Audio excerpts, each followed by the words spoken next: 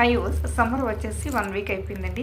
మనం ప్రతిరోజు టిఫిన్ తీసుకోవడం వల్ల మన బాడీ వాటర్ పర్సంటేజ్ని నిలుపుదల చేసుకోలేదండి. ఏంటంటే టిఫిన్ కాస్త వేడి చేస్తుంది కదండి. చలికాలంలో అండ్ రైనీ సీజన్లో మనం టిఫిన్ తీసుకుంటే మన బాడీకి కాస్త హీట్ పడుతుంది. కానీ సమ్మర్లో మాత్రం మన బాడీకి మనం కాస్త కూల్ మనం అందించాలి. కాబట్టి ఇక్కడ చూసారు కదండి, lemon, banana, onion and iron కోసం పక్కన 3 శనగ ఉండలు ఉన్నాయండి, బెల్లంతో చేసింది. అంటే మార్నింగ్ టిఫిన్ బదులు ఇలాగా అంటే డిఫరెంట్గా ఫుడ్ మనం తీసుకోవడం వల్ల మనకి మన బాడీ వాటర్ పర్సంటేజ్ ఎక్కువ టైము నిలుపుదల చేసుకుంటుందండి.